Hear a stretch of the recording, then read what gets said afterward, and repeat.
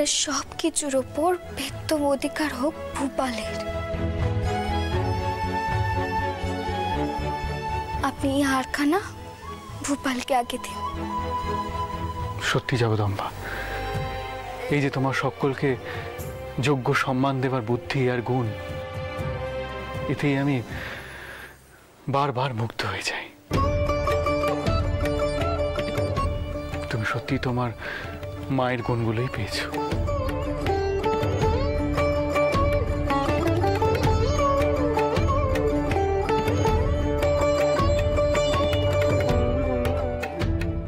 আচ্ছা বেশ, তুমি যা চাইছো তাই হবে। ভূপাল আসুক, আমি তাকে এই হারখানা দেব। আর আমাদের ছোট বেটার জন্য এই আংটিখানা রইল, কেমন? আচ্ছা শোনো, আমি কিন্তু আমাদের ছোট বেটার নাম ঠিক করে ফেলেছি। বড় বেটার বেলায় কিন্তু তুমি নাম রেখেছিলে, সে কথা মনে আছে? এবার আমার পালা। বাবা, আপনি এর মধ্যে আপনার ছোট বেটার নামও ঠিক করে ফেললেন? কিন্তু অন্নপ্রাশনের সময় যদি সেই নামখানা না ওঠে?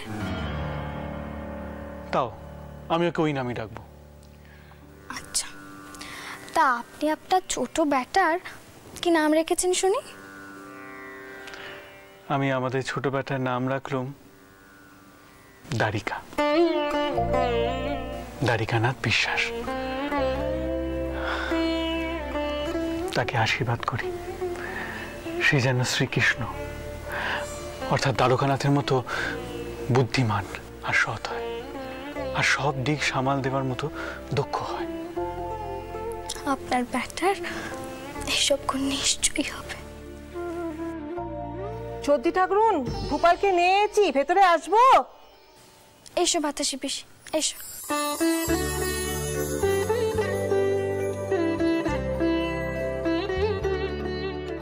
বাতাসি পিসি, ভূপালকে ওর ভাইয়ের পাশে বসিয়ে দাও দেখি, ওর ভাইয়ের মুখখানা দেখুক। ভূপাল সোনা আমার, এখানে কি শুয়ে আছে কাও দেখি? ও ভূপাল, এ তোমার কে হয় কাও দেখি? তোমার ভাই। দেখো দেখো। ওমা, ভূপাল কি হলো? তোমার মুখখানা অমন হয়ে গেল কেন? কি হয়েছে, কি হয়েছে? বাতাসি দিদিকে বলো ওকে একটু ঘুরিয়ে আনবে। না না, তার জন্যই নয়। দেখলেন না দ্বারিকাকে দেখেই ভূপালের মুখখানা কেমন হয়ে গেল? ও তুমি যাই বলো না কেন, তোমার এই ব্যাটার কিন্তু কান্নাকাটিটা একটু বেশি, সব ব্যাপারই থম মেরে থাকে। মোটে আপনি এমন কথা কইবেন না, ও নিশ্চয়ই কিছুতে কষ্ট পেয়েছে, ছোট তো তাই কইতে পারছে না। ও ভূপাল, কিচ্ছু হয়নি, অমন মুখ করে থেকো। এসো। এই তো কিচ্ছু। কি যে বলো তুমি, এইটুকুনি একটা ছেলে, তার আবার কষ্ট। কি ব্যাপারে কষ্ট পাবে সে? আমার বড় ভয় হচ্ছে। তুমি যেভাবে ভূপালকে সবসময় আগলে রাখো, দ্বারিকা না অবহেলিত হয়। শোনো, এখন এসবের ফল আমরা বুঝবো না, আমরা দুজনেই বুঝবো যখন এরা বড় হবে। গোপাল বাবু, দেখি আমার কাছে এসো তো, এসো, মাকে একটু মুক্তি দাও, এসো আমার সাথে এসো। কি হলো, আসবে না? দেখেছো তোমার এই ব্যাটা কেমন তোমার নেওয়াটা হয়েছে, তোমার আঁচল ধরে আছে। তুমি যে দুই ব্যাটাকে কি করে সামলাবে, তোমার কপালে বেশ দুঃখ আছে দেখছি। তোমায় যদি কেউ সাহায্য করতো, মেজ দিদিও তো সোনা বেড়ে চলে গেলেন। আপনি আর বাপ হয়ে মায়ের মন বুঝবেন কি করে? মায়ের কাছে তার সব ব্যাটাই সমান, আর ব্যাটারাও মায়েদের কখনো দুঃখ দিতে চায়নি। আমার এই দুই ব্যাটাই তো আমার পরাণ, আমার সব কিছু।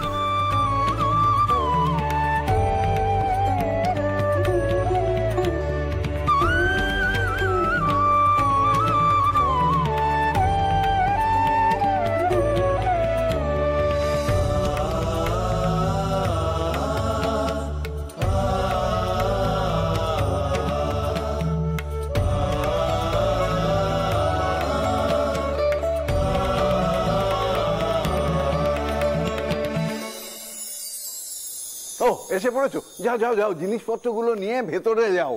আরে ব্রাহ্মণেরা এসে পড়েছেন অনেকক্ষণ, অত ফুলের জোগাড় নেই। আরে পা চালাও, একটু পা চালাও। না মশাই শুনুন শুনুন, বলছি ভিয়েন বসে গেছে তো? আগে হ্যাঁ, মাধব দাদা সেখানে আছে। মাধব আছে? যা বড় জামাই দাদা, বলছিলাম উনুন পাতা হয়ে গেছে, আর ওদিকে কারিগররা মিষ্টি বানানোর কাজ শুরু করে দিয়েছে। আপনি কিচ্ছু চিন্তা করবেন না। আচ্ছা আচ্ছা। আর হ্যাঁ, বড় দিদি তো হেসেলে আছে, আপনি বড় অন্দরটায় গিয়ে দেখুন ওদিকে কিছু প্রয়োজন আছে কিনা।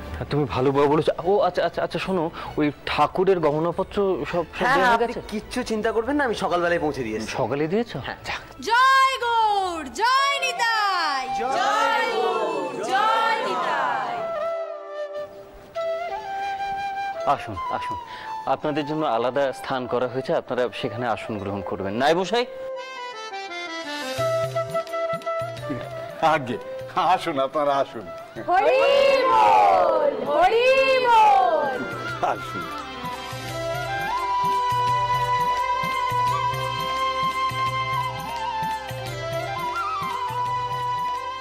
আগে মাধব বাবু, আরো কার্ড লাগবে ভিএনএতে। আমি দেখছি। না না, তুমি দাঁড়াও, আমি দেখছি। আপনি যান, আমি ব্যবস্থা করছি। শোনো, তুমি বরং এখানে থাকো মাধব, কারণ তালুই মশাইরা আসবেন। হ্যাঁ, তুমি তাদের একটু আপ্যায়ন করো, কাঠের বন্দোবস্ত আমি করছি, কেমন? হ্যাঁ ঠিক আছে ঠিক আছে।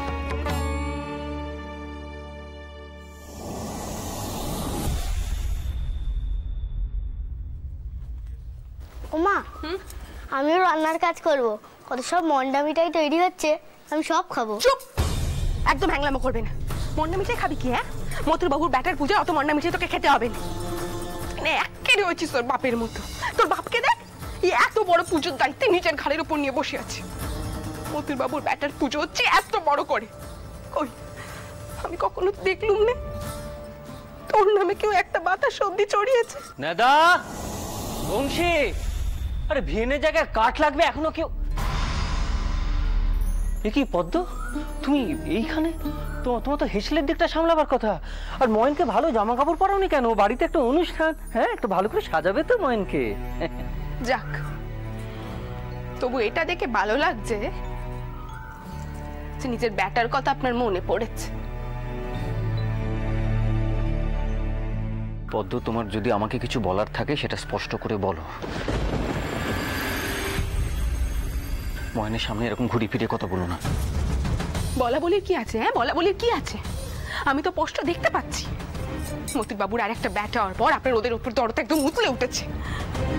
পেশবের আগে ছোট কোকির সঙ্গে মতির বাবু লুকিয়ে লুকিয়ে দেখা করাচ্ছেন, তারপরে পুজো দায়িত্ব নিজের কাঁধের উপর নিয়ে বসে আছেন, এমন ভাব করছেন যেন আপনারই আর একখান ব্যাটা হয়েছে। তা তুমি আমাকে কি করতে বলো? আমি কি হাত পা গুটিয়ে ঘরের মধ্যে বসে থাকবো? না, আপনি তো একবার আমি সেটা বলিনি, কিন্তু আপনি যে এত বাড়াবাড়ি করছেন, সেটার কিন্তু খুব একটা দরকার নেই। আচ্ছা, এই যে আপনি মতুর বাবুকে এত সাহায্য করলেন, আমাকে দিয়ে এত সাহায্য করালেন, তাতে আখের লাভটা কি হলো? হ্যাঁ, কুমারী যাওয়ার আগে মতুর বাবু কুমারীকে কইলো যে মেস দিদি, আপনার ঋণ আমি কখনো শোধ করতে পারবো না। আপনাকে একটা কথা কইছে, আমি তো আমার কতটুকু ছেড়ে দিল। ওকে তো মানুষ কোথাকার। জানো পদ্ম, আমি সত্যি ভাবছিলাম যে এই বিষয় নিয়ে এখনো তোমার কাছ থেকে আমি কোনো মন্তব্য কেন শুনতে পেলাম না। আসলে কি জানো পদ্ম, এই ছোট শালি আর মথুরের সম্পর্কটা মেজো শালি যেভাবে মেনে নিতে পেরেছিল, তুমি তো সেইভাবে পারোনি। আর তুমি পারোনি তাই আমিও পারিনি। কিন্তু মেজো শালির এই ঋণ, সেটা মথুর কি করে ভুলে যায় বলো তো? ফলে যেটা বলা উচিত সেটা মথুর বলেছে, এটা তো রাগ করার কিছু নেই, বুঝলে? তো আর একটা কথা আমি তোমাকে বলি, দেখো, এই সম্পত্তি কারবার এসব ব্যাপারে তুমি আমাকে যা বলবে আমি সব শুনবো, আমি তোমার কথা শুনবো, কিন্তু সম্পর্কের বেলা তুমি আমাকে কিছু বলতে এসো না, কারণ আমি তোমার কথা মানতে পারবো না। কারণ যদি আমি তোমার কথা মানি, সেক্ষেত্রে আমার চারপাশে শুধু শত্রু থাকবে, এবং শত্রু নিয়ে কোন মানুষ বাঁচতে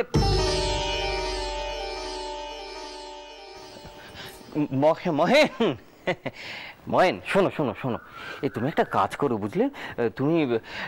তুমি সুবলা পিসির কাছে যাও, সুবলা পিসিকে বলো তোমাকে সুন্দর করে সাজিয়ে দেবে, বাড়িতে এত সুন্দর একটা অনুষ্ঠান হচ্ছে। যাও। আপনি ঠিকই করেছেন। আর ছোটবেলা থেকে তো আমি এমনিও শুনে আসছি, কুমারী সকলের সাথে মিষ্টি করে কথা কয়, তাই সকলে ওকে পছন্দ করে, সকলে ওকে ভালোবাসে। আর আমি সকলের সামনে স্পষ্ট কথা কই কি না, কেউ তো আমাকে সহ্য করতে পারবেন না। আর আপনি বা অন্য কথা কইবেন কেন? আমি একদম ঠিক কথা কইছেন, একদম ঠিক কইছেন। যাকে ময়, চল বাবা, তোকে সুবালা পিসির কাছে যেতে হবে না।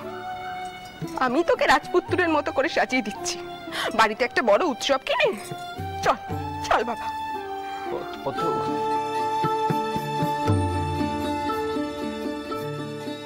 এত ক্ষোভ এখনো জমে যাচ্ছে পদ্মর মনে, এত ক্ষোভ নিয়ে মানুষ কখনো বাঁচতে পারে? ওই দেখো, আরে এদিকে ভেনে জায়গায় কাঠ লাগবে, যেদিকটা আমি দেখবো না সেদিক। নেদা, বংশী কোথায় গেলে সব? রাউল মশাই, হ্যাঁ রানীমা, পুজোয় যেন আজ কোনো ত্রুটি না থাকে সেদিকটা ভালো করে দেখবেন। আর বাউন ঠাউরা সকলের শরবত খেয়েছেন তো? হ্যাঁ রানীমা, আজকের পুজোয় কোনো ত্রুটি থাকবে না। এই পুজো কিন্তু সকলের মঙ্গলের জন্য করা হচ্ছে। আমার মেজ খুকিটা শরীর খারাপ নিয়ে শহর ঘরে গেল, এর জন্যই আমার মনটা বড় অস্থির হয়ে আছে। জানি রঘুবীর আছে, কোনো ক্ষতি হতে তিনি দেবেন না, তবু মাঝে মাঝে খুব ভয় করে, মন মানতে চায় না। আসলে তিনি যাওয়ার পর থেকে একের পর এক বিপদ তো রেগেই রয়েছে, তাই না? রানীমা, আজকের পুজোটা হতে দিন, চারিদিকে আমি শান্তির জল ছিটিয়ে দেব, দেখবেন সব বাধা বিপত্তি কেটে যাবে। তাই যেন হয়, তাই যেন হয়। যাও। ও দিদি, আমি চটকুকে নিয়ে এসেছি। আর ঠাউর মশাই, একটু ওর মাথায় ভালো করে গঙ্গা জল ছিটিয়ে দিন তো, ব্যাটা হওয়ার পরই পেট্টম্বা ঠাউর ঘরে এসেছে।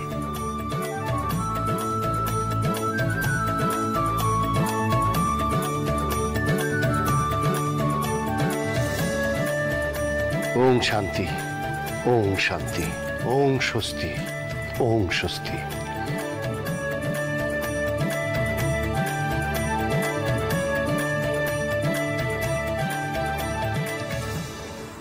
চটকু কি নাতি বাবুকে কার কাছে রেখে এসো? সুবলা দিদির কাছে? হ্যাঁ মা, খুড়িমা কইলো আগে ঠাউর ঘরে এসে পেনাম করতে। তা তো করতেই হবে মা। এসো, রঘুবীর আর জনার্দনকে পেন নাম করো। আজ তো তেনাদের কৃপাতেই সবকিছু ভালোই ভালোই মিটলো। আমরা যা ভয় পেয়েছিলাম। নাও, পেন নাম করো।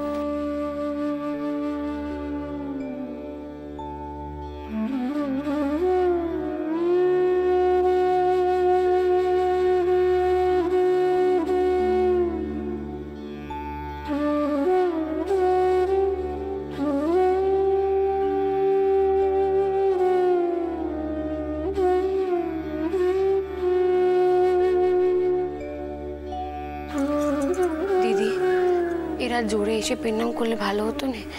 আচ্ছা, পুজোর আগে কি মতো একটি বাবু ঠাকুর ঘরে আসবে না? সরজ, জানিসই তো মতো ঠাকুর দেবতাতে একদম বিশ্বাস করেন। কে জানে কে তার মনে এই বিশ্বাস জাগাবে। সরজ, তোর বর ঠাকুরও তো ঠাকুর দেবতাতে একদম বিশ্বাস করতেন না, কিন্তু শেষবার যখন ছোটকুকে খুঁজে পাওয়া যাচ্ছিল না, তিনি ওই শরীর খারাপ নিয়ে আমার পাশে বসে ঠাকুরকে পেন নাম করেছিলেন। মতুরের মনে বিশ্বাস জাগানোর জন্য ওরকম একটা কোনো কারণ লাগবে, বুঝলি তো? কিন্তু এ কেমন কথা বলো তো? আচ্ছা, ব্যাটাদের মঙ্গলের জন্য একটিবারও আসবে না? ভোপালের সময় তো মতুর ছিল। ও ছোটকু কি, একবার মতুরকে ডাকো নি, দেখো আসে কিনা।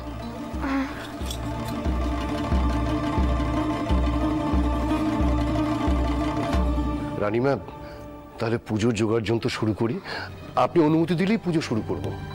এখন শুরু করবেন না, বিআই মশাইরা এখনো এসে পৌঁছাননি, তেনারা আসুন তারপর না হয় পুজো শুরু করবেন। আগে রানীমা, ভোগের সামগ্রী বামুন ঠাকুরের কাছে পাঠানো হয়েছে তো? আমি দেখছি নায়ব মশাই, আপনি বরং সরকার মশাইকে নিয়ে যান, দেখুন কিছু প্রয়োজন আছে কিনা। বড়মা কিন্তু আসবেন, সেখানে কোনো ত্রুটি যেন না থাকে। বাবা রামচন্দ্র, আরে আসুন আসুন আসুন, আপনাদের জন্য অপেক্ষা করছিলাম। এই পুজো সবে শুরু হচ্ছে। ও এখনই শুরু হচ্ছে?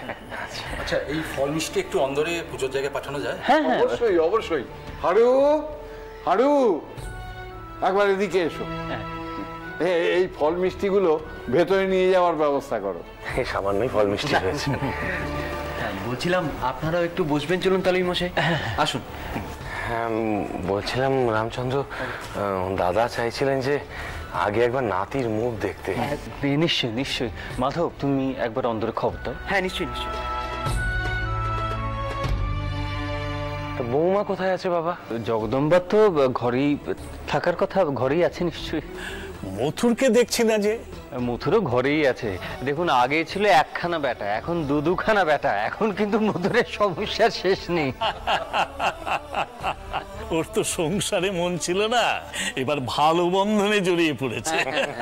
ঠিক বলেছেন। আমি বড়মাকে জানিয়ে এলাম, আপনারা অন্দরে চলুন। বড়মা বললেন আপনাদের ছোট কুকুর ঘরে নিয়ে যেতে। আপনারা অন্দরে যান, আমাকে কিন্তু একটু এখানেই থাকতে হবে তালুই মশাই। আসলে কিছু কাজকর্ম আছে। অবশ্যই বাবা, তুমি না দেখলে এত বড় পুজোর কাজ কখনো উঠতে পারে? বুঝলেন দাদা, এই রামচন্দ্র হচ্ছে আমাদের প্রাণকৃষ্ণর মতো, মধুরকে একেবারে আগলে রাখে। জানেনই তো আপনার ভাইপোর মেজাজে বহরখানা। তোমার মেজাজও তো কিছু কম নয় জয়। হ্যাঁ, একা মথুরের উপর দৌড় দিলে চলবে? আমি এইবারে বেশ ভালো করে বুঝতে পারছি কেন মধু তার জ্যাঠামশাইকে এত পছন্দ করে। আপনারা দয়া করে অন্দরে যান, আমি বরং এদিকে একটু থাকি, সাহায্য করি। হ্যাঁ সেই ভালো সেই ভালো, আপনি এখানেই থাকুন বড়। এই মথুরকে নিশ্চয়ই এখানে আসতে দেওয়া হচ্ছে না, তাই না?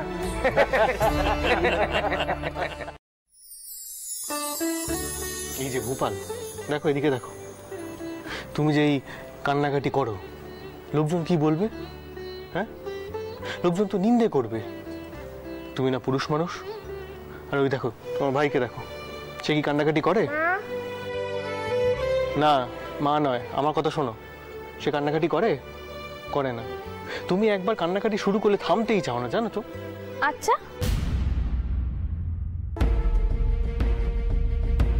ও কি আপনার একখানা কথা বুঝতে পারছে? কেন? আপনারও যেমন বিচার। আমি যখন কইলুম যে ভূপাল তার ভাইকে দেখে কষ্ট পাচ্ছে, তখন আপনি কি কইলেন যে ওর কতটুকু বয়স যে ও কষ্ট পাবে? আর এখন আপনি নিজে কি করছেন দেখুন। তুমি এসে গেছো ঠাকুরঘর থেকে প্রণাম করে। জ্যাঠামশাইরা হয়তো এসে পড়বেন। নাইমশাই সুবলা দিদিকে ডেকেছেন। আমি নিচে গেলুম। হ্যাঁ, দাঁড়ান দাঁড়ান, আপনার সাথে আমার কিছু কথা আছে, একটু প্রয়োজন আছে। হ্যাঁ, কি কথা বলো? কইলেই তো কইবেন, টাও টিপটাই আমার বিশ্বাস নেই, আমি যাব না। আমি যে কি করি?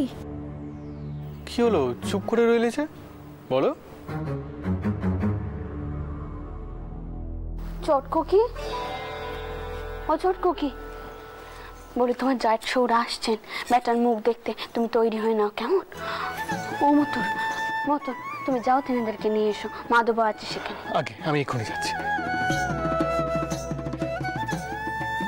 এই চটকো কি, একটু এখানে বসতো, কমতে কানে বাড়িয়ে রাখ। তোর জাট সৌড়েছেন না? ও চটকো কি, মানিক তো ঘুমোচ্ছে, ওকে আর তোলার দরকার নেই কেমন? ও আমার ভূপাল সোনা, দেখি তোমার ভাইকে তোমার পছন্দ হয়েছে? হ্যাঁ, পছন্দ হয়েছে? দেখো দেখো দেখো, ওই দেখো। মা, বড় মা, উনারা এসে গেছেন। আসুন, বাইরে কেন? আসুন আসুন আসুন আসুন আসুন আসুন।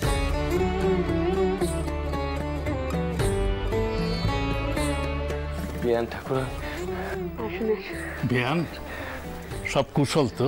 হ্যাঁ সব কুশল, রঘুবীরের আশীর্বাদে। তা আপনাদের বংশধর তো আমাদের মন একেবারে ভরিয়ে দিয়েছে। দেখুন, এই নাতিরও মুখ একদম চাঁদপানা হয়েছে। তাই নাকি? দেখি দেখি দেখি দেখি।